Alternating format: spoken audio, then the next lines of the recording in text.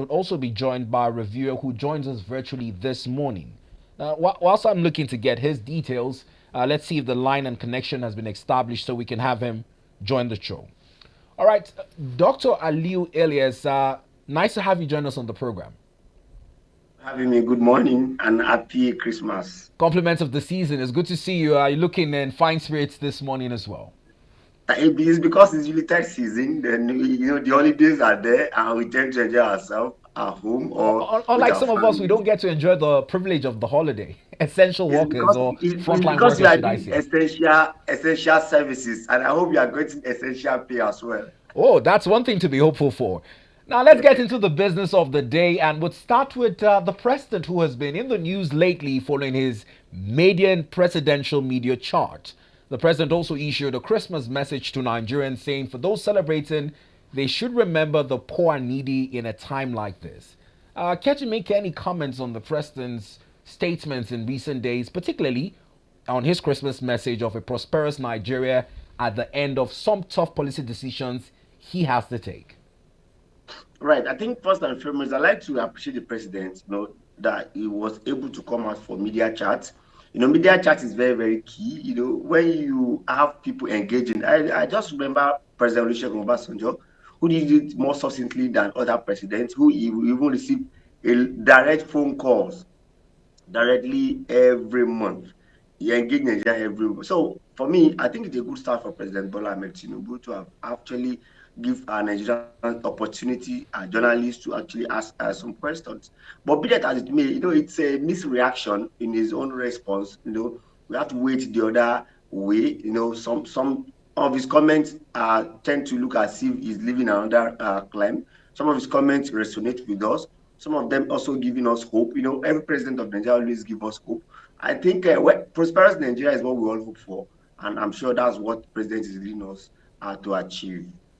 Now, we're also seeing reports this morning on the pages that the People's Democratic Party, PDP, has faulted the president's message, saying it is out of touch of reality.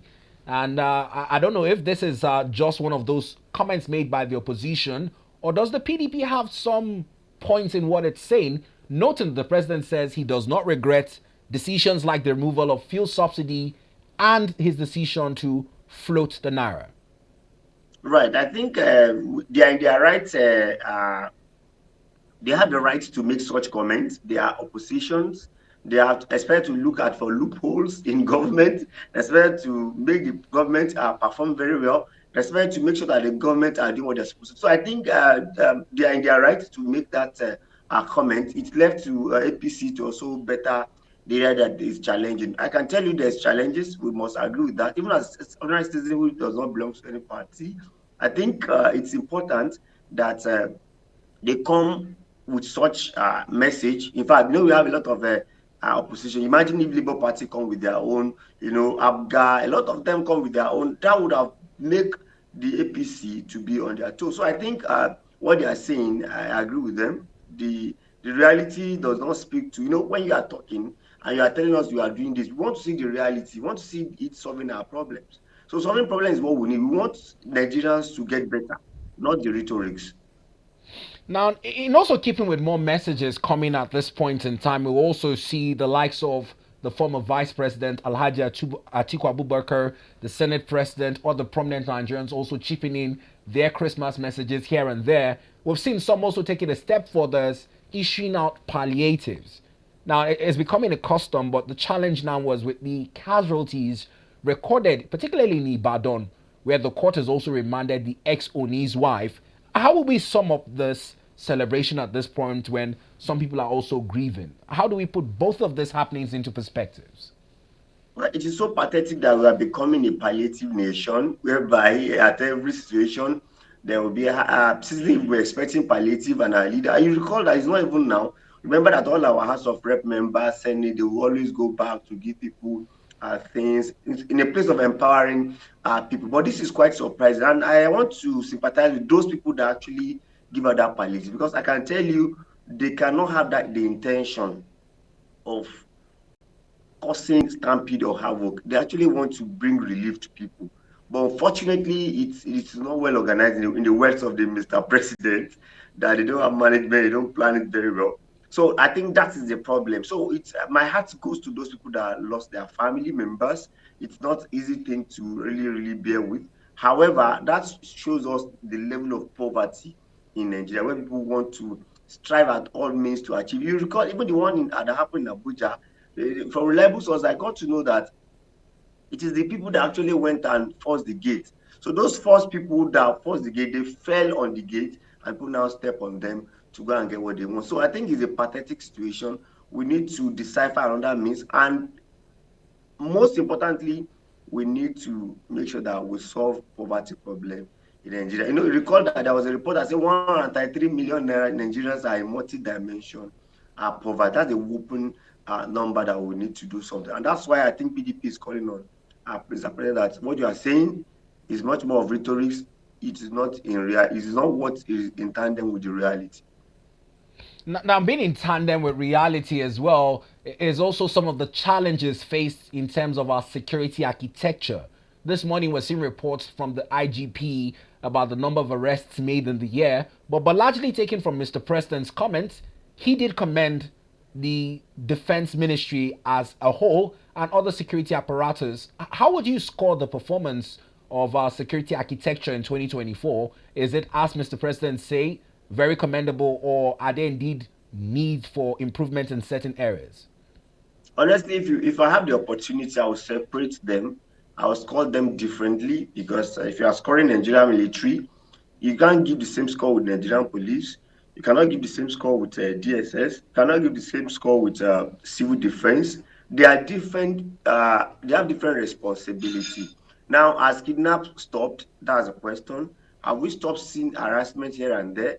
This morning, there's a killing in Plateau as well. So, if you want to score them, you can score the Nigeria. I mean, honestly, I will agree. But I find it difficult to score the Nigerian, especially DSS, because intelligence is key. We cannot continue to be kinetic in the approach to bring about peace in Nigeria. You must decipher people that will find out before it happens. We must be proactive. And proactiveness in terms of security lies more on the hands of DSS. And Nigerian police also, domestically, are they actually doing what they're supposed to do? You have seen a lot of atrocity committed by the Nigerian police. Some of them, rather, not all of them, but they must find way of doing their work professionally so that it will reduce. So for me, I will score Nigeria on a high, and I would like to call others on average.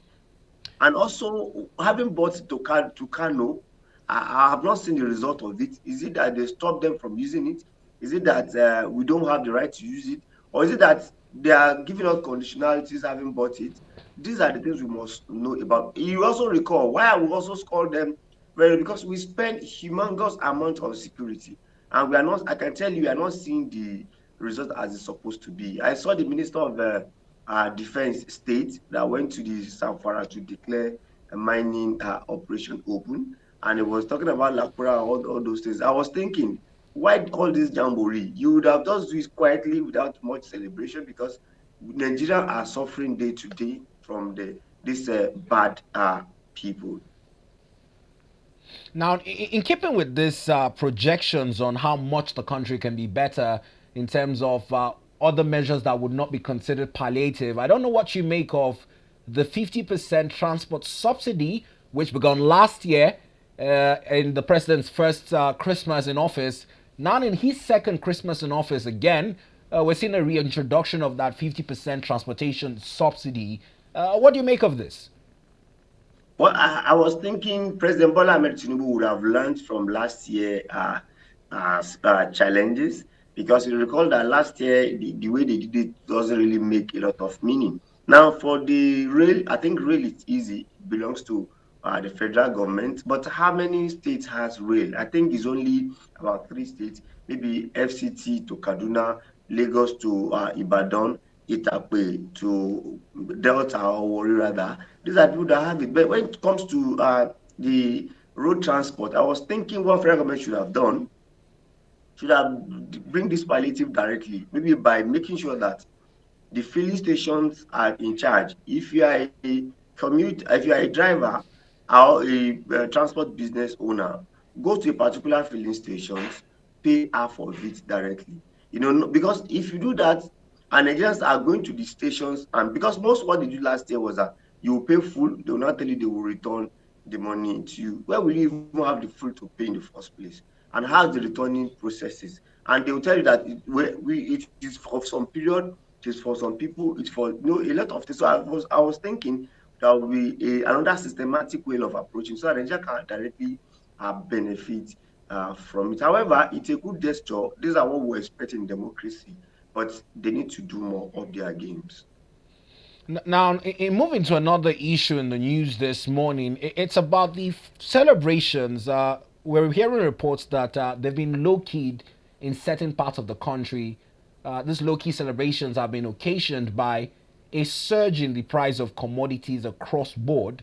Earlier in our news, we saw reports where our correspondents also compared travel prices for last year and this year. Notably, there's been almost like 100% increase in the cost of transportation. Not to talk about the price of one chicken in the market, which on the average ranges between 15 to 25,000 naira. Not to even talk about those who would look for some premium taste of eating turkey, which is over 120,000 naira. Can you help us sum up this surge in price which we're seeing at a time like this? I think it's an understatement to say that they are low key in some part of Nigeria. It is all Nigerians that are doing low key celebration simply because of purchasing power. You made mention of chicken at 15. I don't know where you are. Maybe you tell me where to get it at 15,000. Because the last I confirmed was around 30 to 40,000 per That's here in chicken. the FCT, right? Yes, yes, here in FCT. So it's quite challenging. It is not far-fetched. It's because of the economic challenge. People have serious purchasing power problem. Because if you want to even move from one place to the other, do you know that before now, I will recall, we all on Christmas Day or any celebration, we move from one place to the other. No, nobody can move from one place to the other. Do you know why? Because of the transportation. Because you have to pay a whole lot for transportation. So you rather be in your house, or the person rather transfer to you. And just, I think if you are in serious issues, because you cannot buy a commodity at affordable price, you cannot transport yourself at an affordable price, it's become a serious. So it's indeed the worst, I should say, Christmas so far because of the purchasing power. You could see the silence, or like silent of, so much silence because so much low key everywhere because of the purchasing power. It's not easy. Before, when it's Christmas like this, you would have planned for clothing for your children, you plan for special delicacy for children, but now it is where what you have and eat what is available, not choosing this time around. Now, we're told to wear what is available and eat what is available. But the truth about it is, in terms of some decisions that could have been taken to boost the purchasing power of Nigerians, is the what many would call a late implementation of the minimum wage to start from there. And with some of the partnerships we're seeing, like the Dangote MRS partnership coming late into the year with a marginal decrease in the price of PMS. Do you think that this decisions could have been taken earlier in the year, and would they have changed anything considering that at some point the CBN's MPC hike rates to also affect the outlook of the economy? Right. I think for me, for this government, in as much as they are trying to solve Nigerian problems, I think they need to be much more proactive. I have issue with their reactive nature. When things are happening like this, you must have conceived it on time. You have short-term plan, middle-term plan, and long-term plan. So you'll be taking it one after the other. So you won't have to be reactive at every situation. That's what is actually happening to Nigeria. But in terms of minimum wage, for me, I don't think that minimum wage will have any effect. Because I thought you received 70,000 naira. Remember, in dollar, it's about $40, which is very, very small. It will not make any difference for me if ask, because the difference have been eroded already with the cost of things in the country. Then coming to the issue of Dangote, I think some of us always canvas for competition as an economist. You recall you made mention, you use an economic term, say marginal decrease. Now, as an economist, we emphasize more on competition. Competition. Because if there's competition, there's likelihood that the citizen will benefit from it. Now, how do citizens benefit from it is what is actually happening. For me, I think I am of the opinion that we should import fuel and Dangote should continue.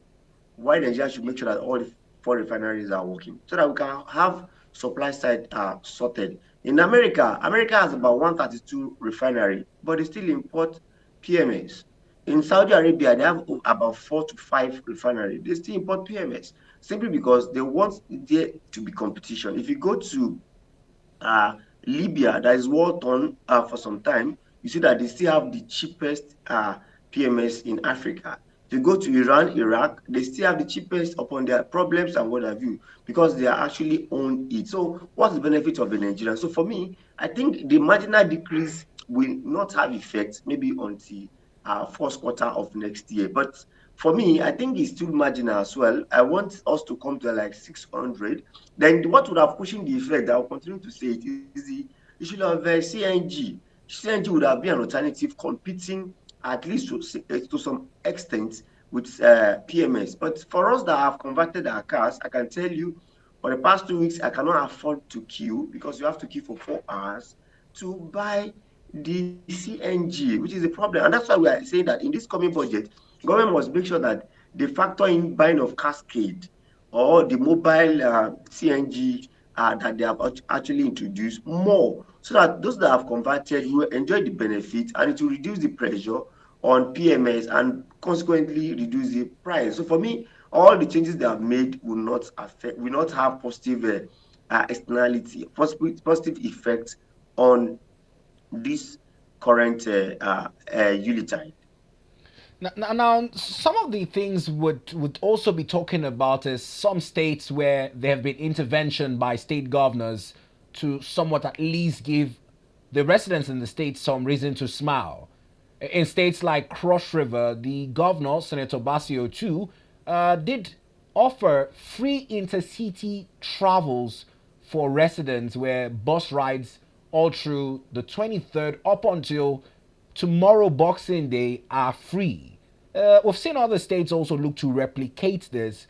Is this commendable, or is this another of such interventions that might not really have an impact going forward? I think this is commendable. Imagine if all the states are doing it. Imagine if FCT also is doing it. That would have bring serious support to Nigeria, especially at this point in time. But we must quick to also say that I hope it won't lead to stampede again. That's another question because free things always bring troubles. I don't know if you agree with that narrative. When we have free things in Nigeria, people tend to actually abuse it, and we have to be. But for me, by and large, I think it's a good gesture that every state should try and imbibe. But the question is that if you don't have state-owned vehicle, how do you actually manage such? Now, let's also move on to another issue that has made the news this morning, and it's in terms of travel and travel challenges, particularly in the aviation sector. Now, the NCAA this morning has indicted 5 airlines and sanctioning them for violating passengers' rights. We did see some videos go viral in the last few weeks about passengers fighting to get on board air flights as if it were a motor park in Lagos. In line with this, what would you say in terms of the disruption to flight schedules, particularly in the Yuletide season that has become a recurrent decimal? Would this decision by the NCAA somewhat serve as a deterrent? Right. I think I've been calling it. I call it Bubuero, Molu transport now, and I will tell you why. You know what those aviation used to do? Those airlines. So they will tell you that I experienced it first. If I have to sleep at the airport, I should tell you this. I slept on the floor of the Muritala Mohammed Airport because I want to come to Abuja and they have to like start merging, and I miss my It seems as though your network doc.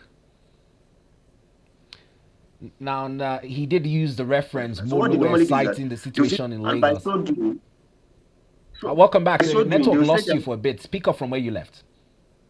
right. They will say the travel time will be 7 a.m. And why they say it's 9 a.m., they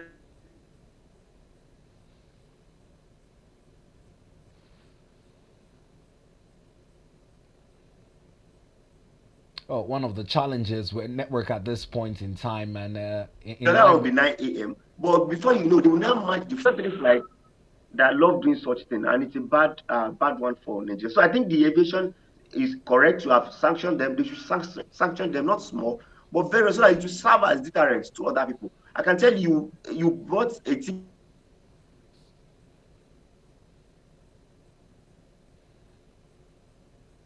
from where I reside in Abuja. Network again. From where I reside in Abuja, on my way to the airport, before you get to the airport, you just.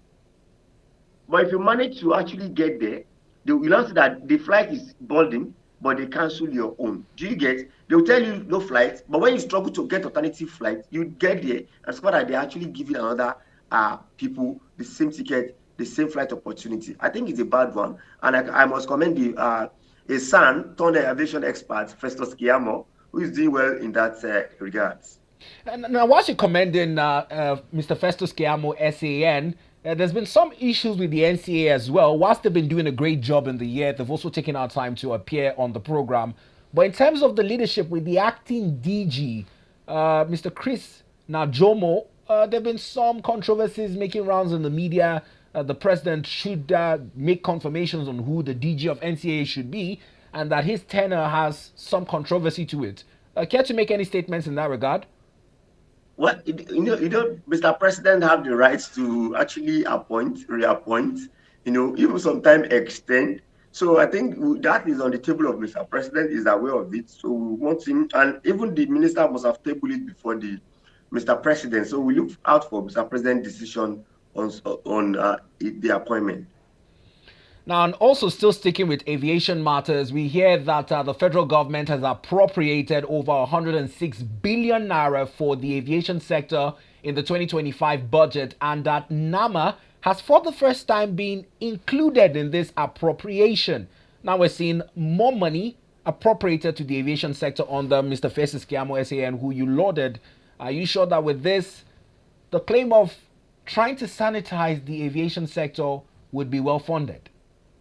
Right. I think it's the right step in the right direction. I can tell you, Mr. Festus Kiamo has actually exposed a lot to Nigerians, and he's trying to bring it up to standard. It is only in Nigeria that we joke with aviation, that we don't. If you go to other countries, you see that they place value on it because, in aviation, there's no second chance for somebody in flight, and there's no second. And, as aviation is also supposed to be a first tourism attraction for every person who visits Nigeria. So I think it's the right thing.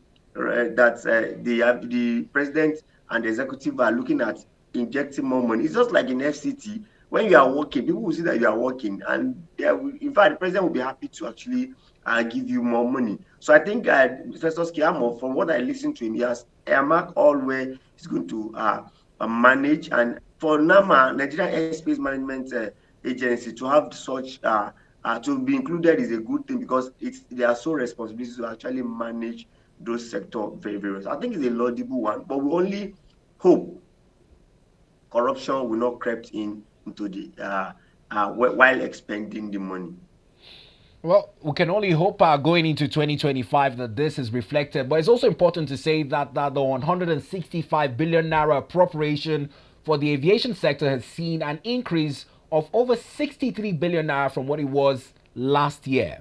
Now, leaving that topic, let's also talk about another spending of government that has drawn some reactions across front pages this morning.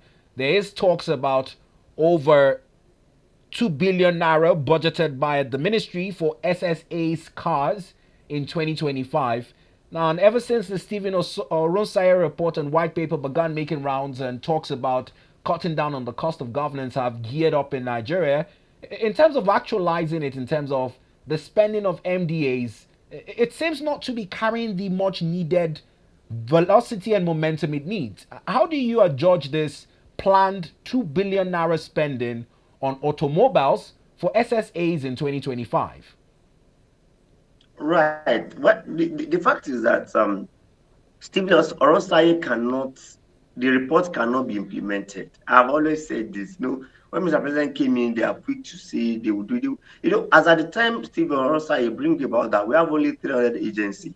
Now we have over 1,000 agencies. I don't know the magic we will do to reduce it, and they are still thinking about more. For SSA, I think they deserve to have a vehicle. So at least for the 4 years, they need to have vehicle. But the thing is this, is a vehicle. Why not look into Nigerian automobiles like Nord, like saying, like a lot of them, is it Gak or Jack? A lot of them that are producing, why not purchase such for them? So that it will have economic impacts on Nigeria, not that you go abroad, go and buy SUV, and it won't have any benefits to the Nigeria economy. For them, they actually need a vehicle, but please, can you do by purchasing vehicle that is locally assembled?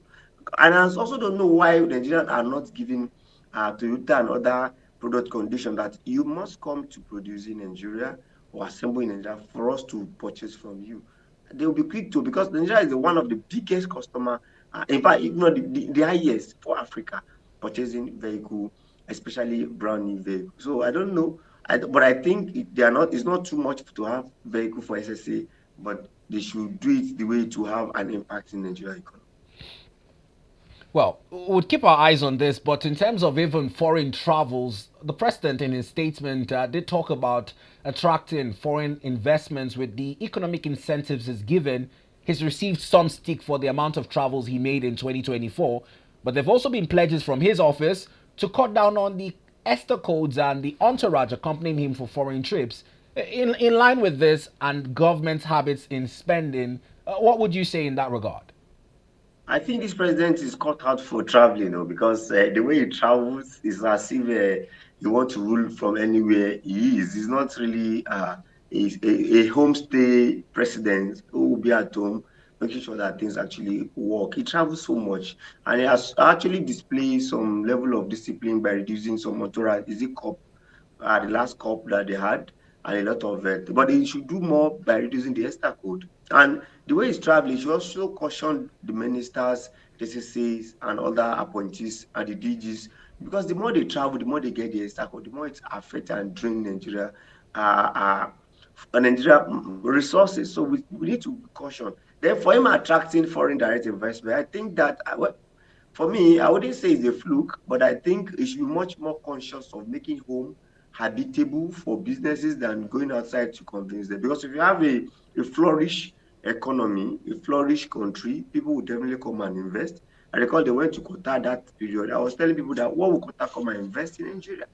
Qatar believe in home in state-owned businesses. So for me, for us to attract foreign direct investment, we must look at insecurity.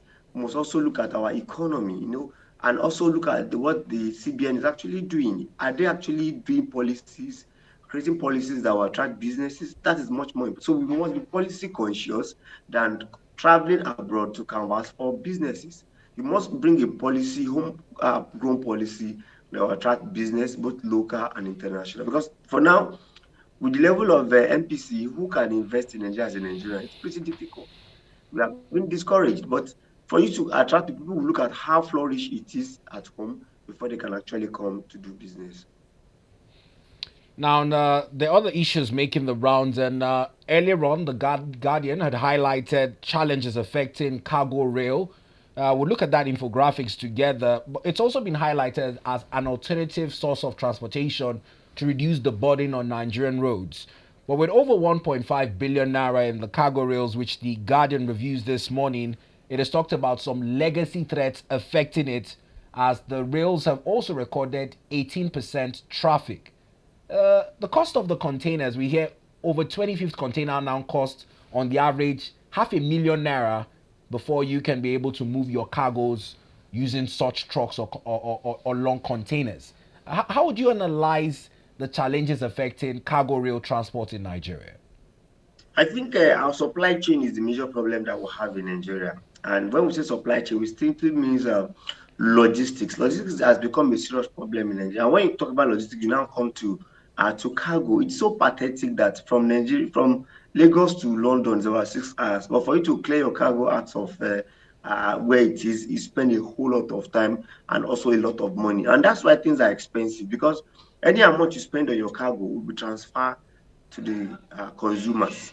And when it's transferred to the consumer have to bear the brunt of it. And that's why we must look for alternative way of clearing our cargo. So the first thing is that I understand that most of these cargo points has rail, but it has to be developed fully that it will be used to transport things from like if you can clear your cargo from Lagos through rail down to Ibadan, then in Ibadan you decide to get a vehicle that will take it because it will be very, very economical. And rail can take like 100 container at a time, not like the way you have to take one by one. And apart from that, we also have a lot of bureaucratic bottleneck at the seaport, whereby you have to pay port health, this environmental health officer, you have to pay NAVDAC, you have to look at, some have to look at it, police have to look at it, all this other, we are supposed to have a one-stop shop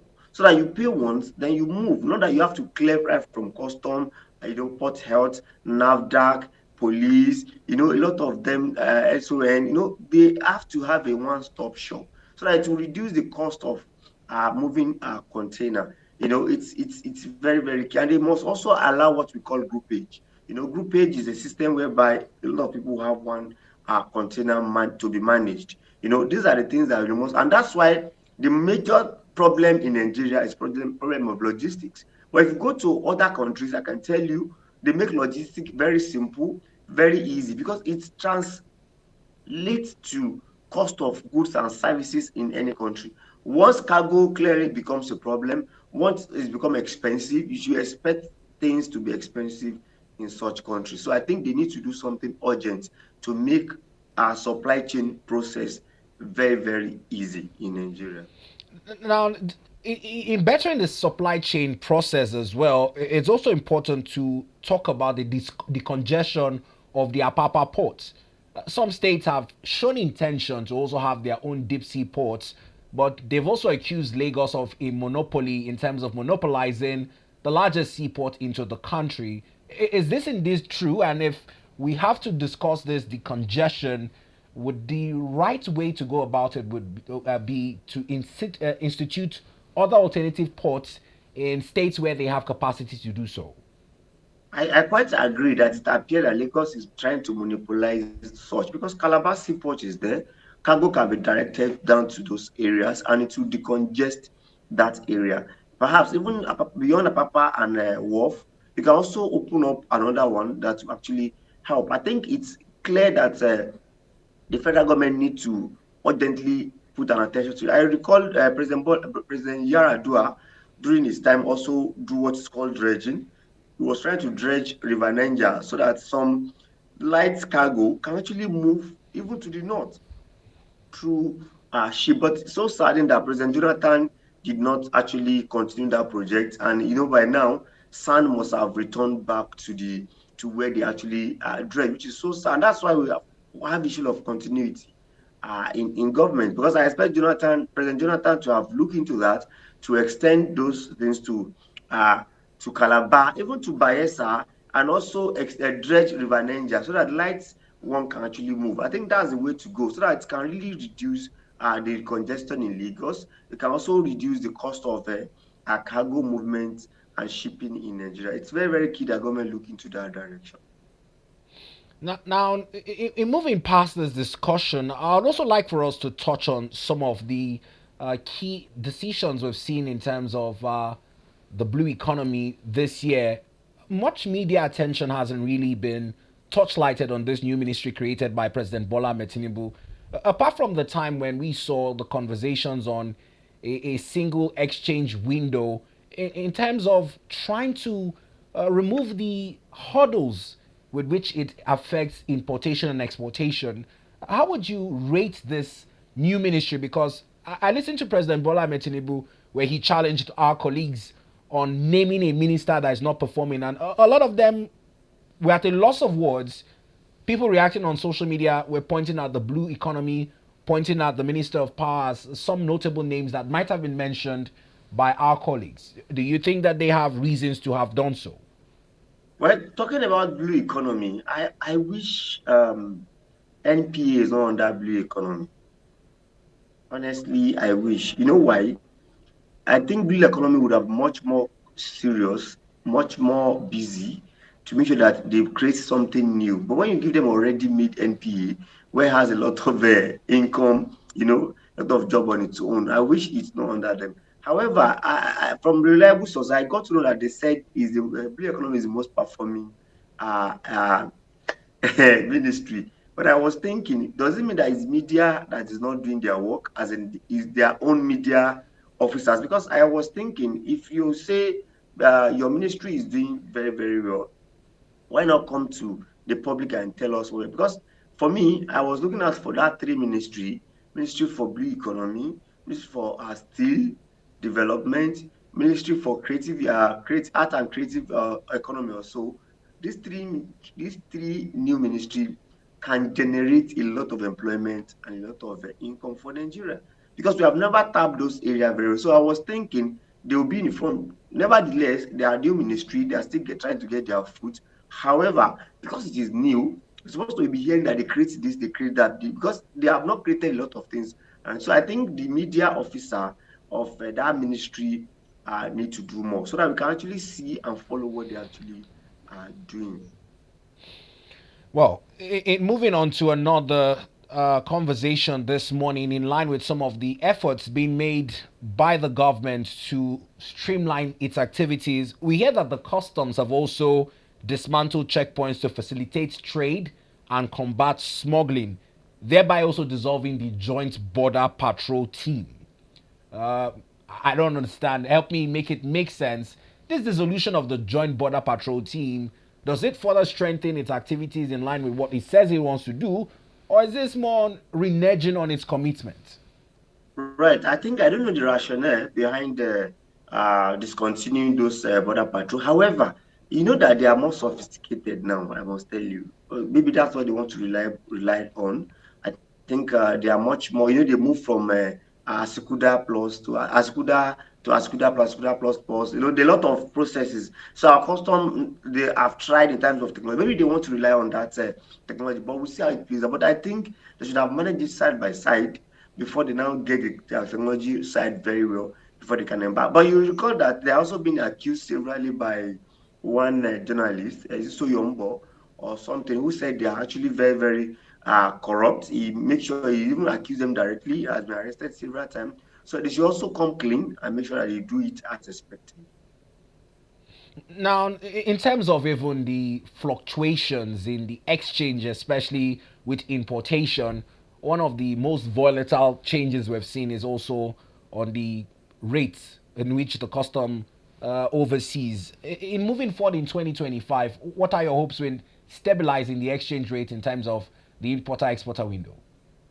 Honestly, I am getting confused. In as much as I know that custom are revenue generating agency as well, but the way they are doing it as if it's a sole way of generating. You recall they said they make above 5 trillion for Nigeria this year, and it's becoming a negative effect for Nigeria. You know why?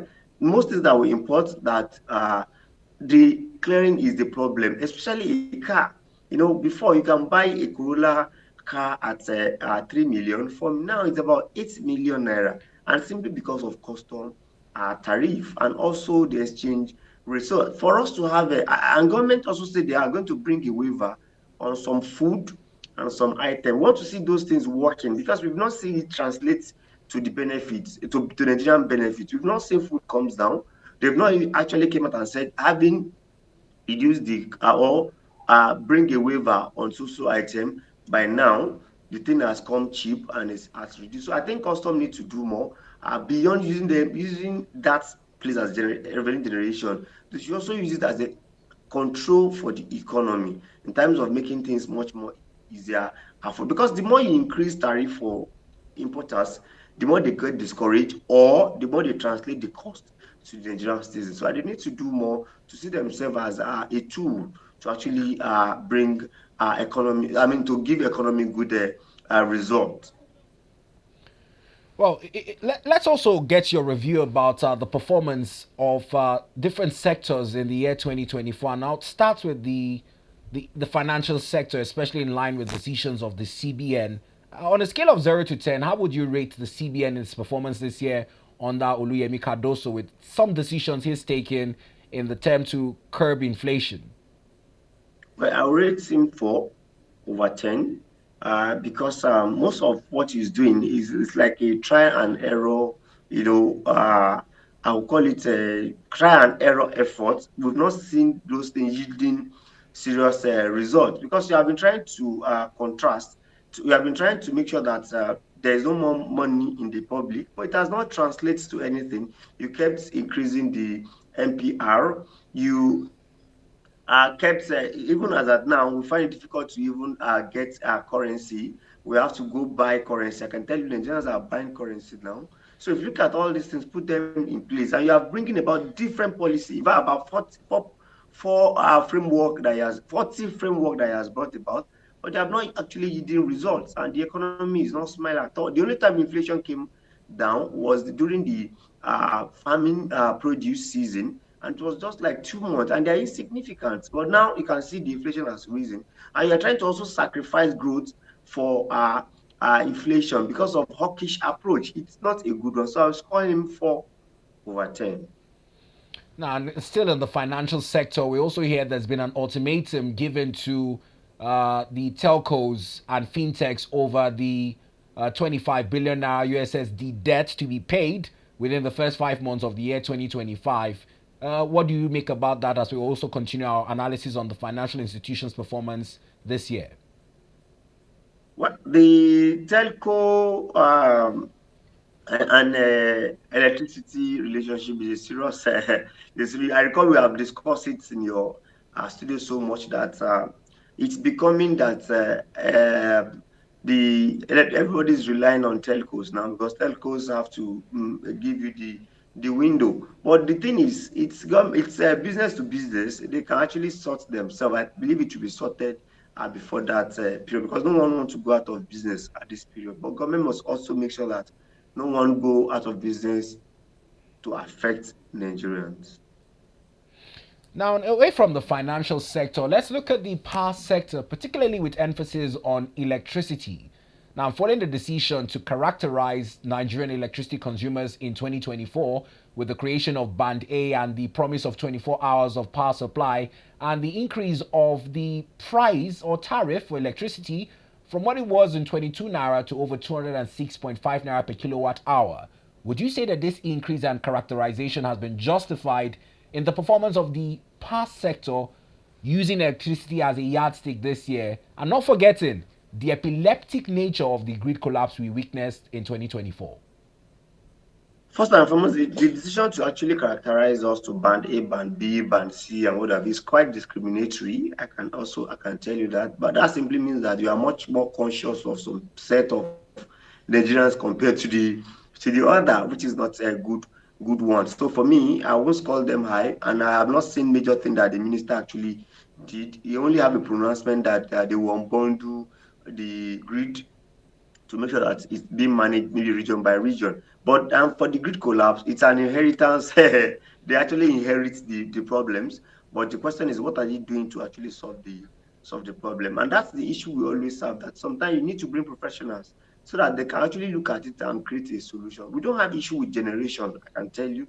We don't have issue with even distribution. If at all they're actually increasing the tariff, the issue we have is a transmission problem. But the only beautiful thing that happens to us in this 2024 is the bill that now move electricity from exclusive list to concurrent list, where states can actually now start to invest in that area. You could see Governor Mba of Enugu have started having their own commission. I think Lagos also have, whereby they can generate, they can distribute, and they can transmit. I'm not sure they can transmit, they can generate and distribute. So which is a good one. By so doing, I'm thinking within me that in the next 5 years we should have a good electricity in Nigeria because you should have been different states contributing to electricity, but it needs a serious investment. Like those states that are actually having their own commission, they should also do well to invest because if you don't invest in it, investors will not come and start it from scratch.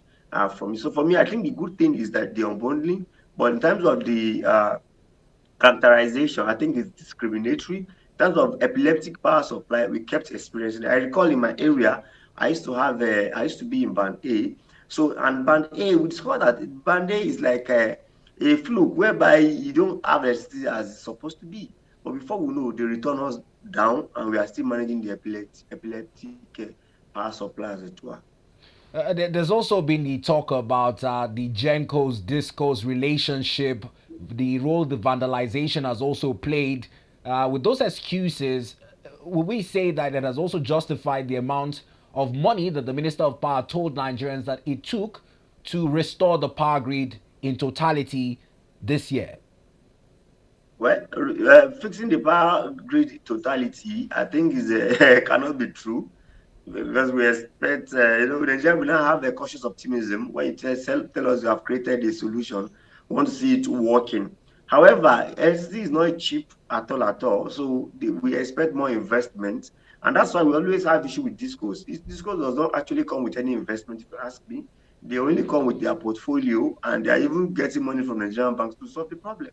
But ideally, they're supposed to come and invest in it. So I think Discos need to do more. Then we must not have only Abuja electricity distribution for only Abuja, for about 5 states. Why not break them and let other people comes in and manage it better? It's not wrong for one company to be managing about 7 states. It's just not a good one. At least two will be okay, so that it will be within their capacity. I think that's the way forward. Now, leaving that, let's talk about the GDP growth and following the fact that it's been giving the plaudits to the service sector, which is said to be driving the GDP growth. Many are asking what we can do to the core sectors of manufacturing going into 2025, knowing that there are much more bond companies in Nigeria. We've been talking about turnaround maintenance for a number of our refineries. Away from that, the Jalkuta Steel Company is still also down.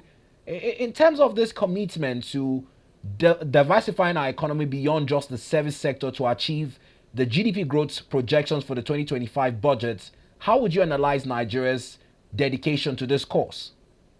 But I think it's not a good news for that a country like Nigeria, GDP is being led by a service sector. It's a bad one because ideally we're supposed to have agriculture leading, and next should be manufacturing leading. So that simply means that, and when you say service sector, it cannot bring development to Nigerians because it could be portfolio. Maybe most people actually bought shares, they are transacting online and is bringing money, but it cannot translate to employment and development because we need physical investment where people can actually work and contribute to the GDP. But I'm foreseeing that the first quarter of next year, we'll be having a manufacturing sector doing more because a company like Dangote is going to contribute so much to it. And I'm sure other manufacturing sectors are also trying to get their food to look for time.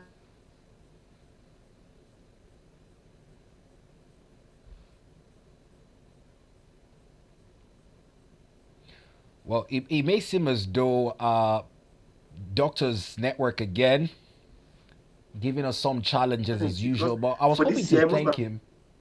Doctor, are you back? yes, I'm back. So for me, I think manufacturing sector should have taken the lead. Why? Sorry, agricultural sector should have taken the lead. Why manufacturing sector follow? Possibly service sector now follow. It's in the wrong direction. Now, in closing, time is almost fast spent in our discussion. Let's just get your Christmas prayer for Nigeria and your hopes for the new year as we wrap up. I wish Nigerians a happy Christmas, and I hope it will be a prosperous new year for us. And I hope the economy will be better for us, where all citizens will have a better purchasing power, where our presidents will also uh, implement things that will benefit Nigeria. And I also want to call on our legislature, they should continue to look at what benefits the entirety of Nigeria. We deserve a good Nigerian, as they also deserve a good environment to operate. Happy Christmas and Happy New Year to Nigerians. Thank you very much, Doctor. I wish you the best of the holidays. Do well to enjoy yourself. Thank you so much.